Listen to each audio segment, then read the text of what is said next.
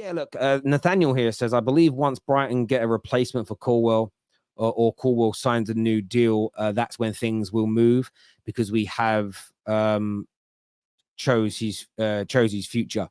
Yeah, that makes a lot of sense, Nathaniel. Like, I think it could definitely come down to that.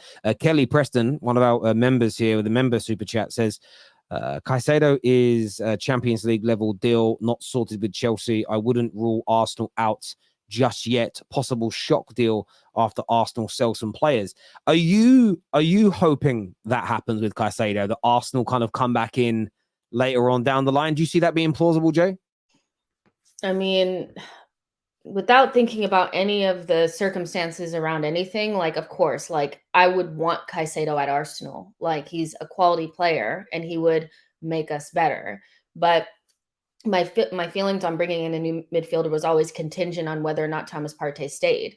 And it looks like now that he could potentially end up staying. So, you know, as good as Caicedo is, having Thomas Partey and Rice in your team and Jorginho, like, we're set. So I'm kind of like, I've consigned to the idea that he'll probably be a Chelsea player and that's going to be it. If Arsenal were to come in for him, it'd be because Thomas Partey is going. So I'm not necessarily hanging around, if that makes sense. Yeah, no, I get you on that. I do. In terms of other links to Arsenal, though, of course, this Mohamed Kudus news is around, and Ben Jacobs on this deal has come out and said in the last few hours it's one to watch.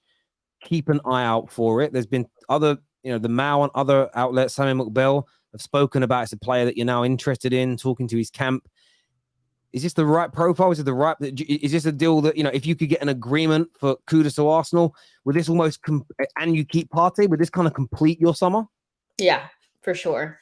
We will have solved everything that I really wanted us to solve, like a new attacker coming in, versatile attacker, two midfielders, one being a 6, one being like more of an attacking type profile, and another defender, So from my perspective, not thinking about outgoings, that's as good of a summer as you could possibly, think of from an Arsenal perspective. Like, let's be real. There were summers where we only brought in Petr Cech. So, I am in dreamland with what we have now. But if you were to bring in Kudus, like, that would be great. He's a left-footed right winger, for Ajax, like, he plays there. So it kind of, if something were to happen to Saka, you'd have somebody there that could play that position that's really talented.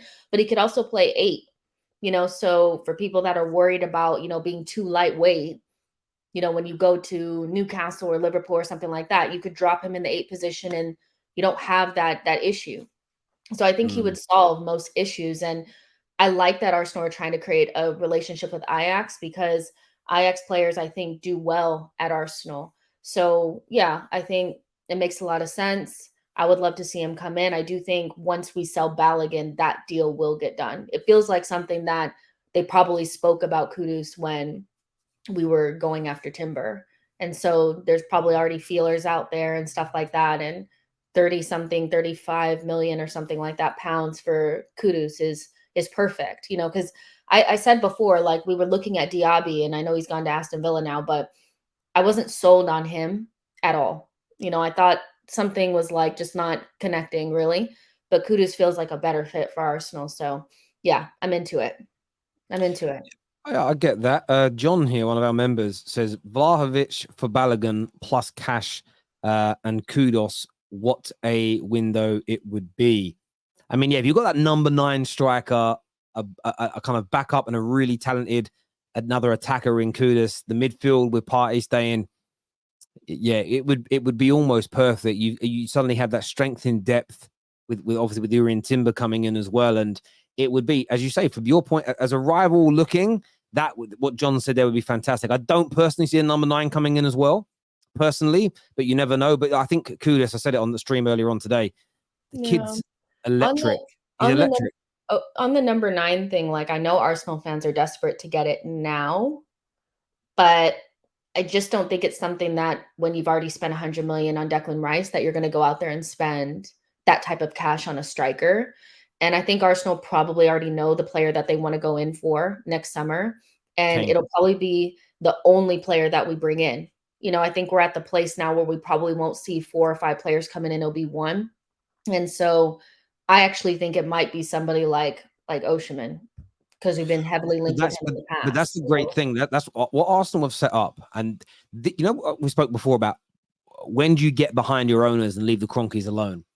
It's when, because again, if you build a brilliant squad that's of a good age, you don't need to ever really spend 300 million in a summer a window ever again. Or the way you do it is like, right, okay, I'm talking a little pie in the sky here, but you spend 130 million next summer on Victor Osimhen, and maybe what you do is drop 40 million pound, 20 million each on two up and coming stars that you bring in, and it's like a star player and a couple of it's a little sprinkling all the time. That's what you do, and then it's what City have typically done, and it works brilliantly. You guys are setting yourselves up for that really well. And that's kind of why I'm like, I get that people are like, you can't wait. You have to do everything now. Just go, just do it.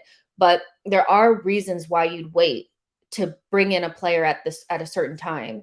And I think if you're going to get the perfect striker, I'd rather spend 130 million on Osimhen next summer than spend 60 million on Vlahovic and him not pan out to be there's a reason why Vlahovic is so far down everybody's list. He's not anybody's first choice. I think it's because he's probably not that guy.